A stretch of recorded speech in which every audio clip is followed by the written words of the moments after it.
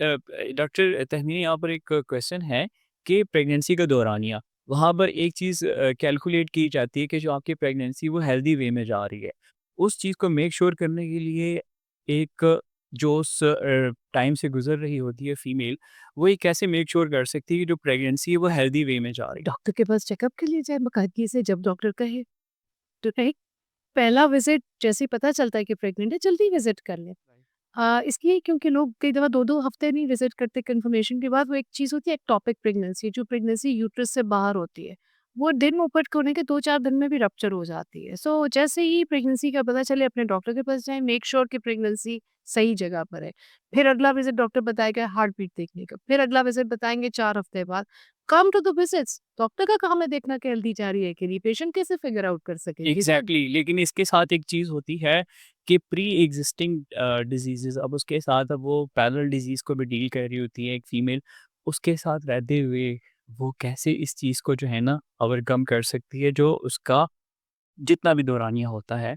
Alright, अगर वो एक प्री एग्जिस्टिंग डिजीज है तो she should not get pregnant till she gets a clearance. जो डिजीज उसके जिस स्पेशलिटी स्पेशलिटी की डिजीज है राइट। उनसे ऑल क्लियर ले, फिर अपनी गायनोकोलॉजिस्ट के पास आए। फॉर एग्जांपल कोई टाइप 1 डायबिटिक है तो उसको शुगर जब तक अच्छा कंट्रोल नहीं होगा she should not get pregnant. अगर हाई ब्लड प्रेशर है, हमारे पास रीनल ट्रांसप्लांट के पेशेंट्स आते हैं जिनको हम प्रेग्नेंट होती हैं, फिर उनको डिलीवर करते हैं, पर हम पहले से उनको लीस्ट टॉक्सिक दवाइयों पे डाल देते हैं। हम उनके जो ट्रांसप्लांट सर्जन हैं, जो उनको मैनेज करें, उनके साथ मिलके डील करते हैं उस पेशेंट से, ठीक है? सो एक्सिस्टिंग डिसीज़ेज़ के लिए आपने प्रेगनेंसी से पहले प्लान करना है। प्रेगनेंसी के दौरान तो फिर हमारा काम है मैनेज करना। राइट। डॉक्टर तमीना, मैं यहाँ पर आपसे जानना चाहूँगा कि जो प्रेगनेंसी के बाद का टाइम होता है, वहाँ पर ये चीज़ कैसे फाइंड आउट की जा सकती है कि जो खातून है, जो प्रेगनेंसी के टाइम से गुज़री है, वो कोई डिप्रेशन फेस कर रही है, उसके बारे में कैसे पता लगाया जा सकता very good question. Why I am appreciating the question is कि इसके बारे में अवेयरनेस बहुत कम है और मैंने भी बहुत कोशिश की अपने सोशल मीडिया में ये अवेयरनेस करूँ क्रिएट। और आपके प्लेटफ़ॉर्म से भी अगर ये मैसेज आता है तो एक्सीलेंट। देखो, प्रेगनेंसी के हार्मोन्स डिलीवरी के बाद चेंज होते हैं। बच्चियाँ छोटे-मोटे बेबी ब्लूज़ होते हैं, छोटा-मोटा रोना-धोना भी होता है, मूड स्विंग्स भी होते हैं, इरिटेबिलिटी भी होती है, हर एक पे गुस्सा भी आ रहा होता है। तो छोटा-मोटा होता है, ठीक है? जब वो इतना सीवियर दिखे कि वो बच्चे को भी अपने से दूर कर रही है, अकेला होना शुरू हो गई है, किसी से बात नहीं कर रही है, खा-पी नहीं रही है और चंद दिन से लंबा हो रहा है पीरियड या चंद दिन ठीक रही है एंड सडनली उसके मूड्स बहुत सिवियर हो रहे हैं, वो बहुत क्वाइट हो गई है, उसपे अकेले होने का और बच्चे पे स्पेशली वो फीड नहीं करना चाहती, वो बच्चे को देखना नहीं चाहती।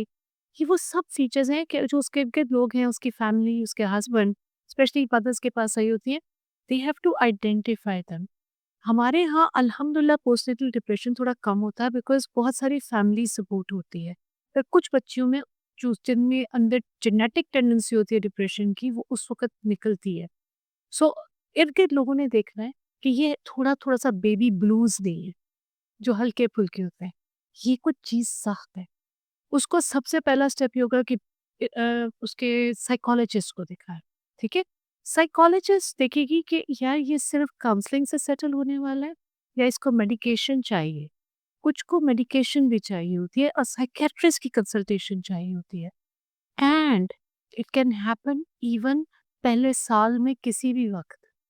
पोस्टनेटल डिप्रेशन चंद दिन में नहीं या सिर्फ चंद हफ्ते में नहीं, वो पहले साल में कभी भी हिट कर सकता है। पहले साल जो नया जोड़ा होता है उसके लिए? नहीं, नहीं, बेबी की डिलीवरी के बाद। ओह!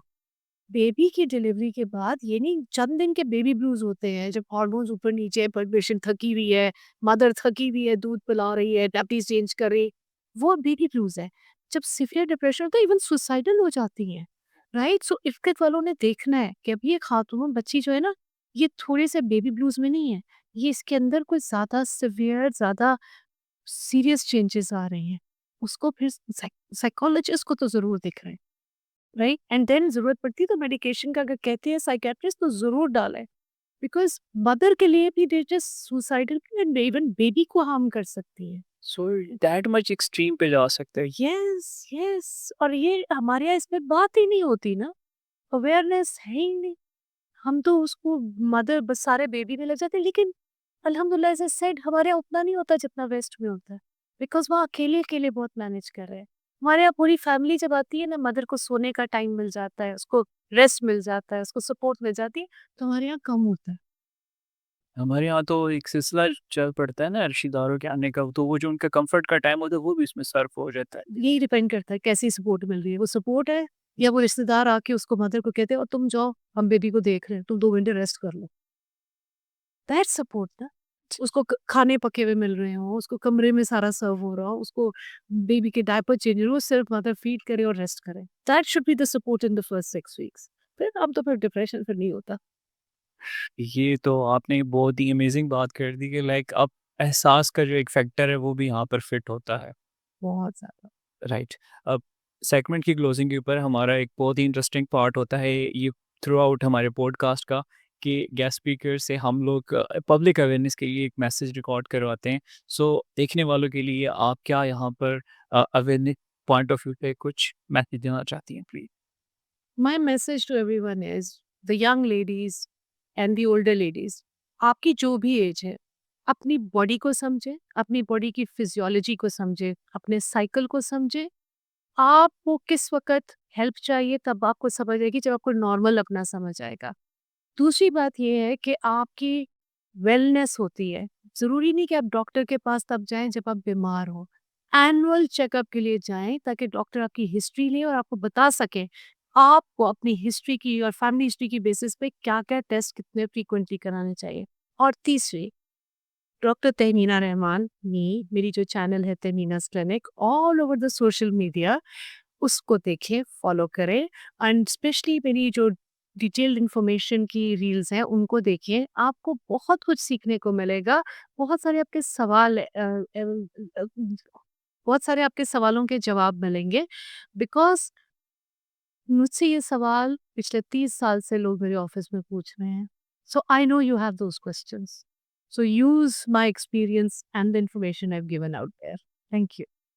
सो नाइस ऑफ यू, बहुत शुक्रिया आपका मेहमान भी और मेज़बान होने के लिए एक टाइम पे हमने एक्सपीरियंस किए कि like we are sitting in T Talk podcast studio, और उसके साथ साथ वो इसमें हमारी मेहमान भी हैं इस पॉडकास्ट के इस पूरे थ्रू आउट सेशन में। So big thanks from Healthcast community. Doctor doctor T के नाम से बचा doctor. Yes, yes, Dr. T. B. Hoove.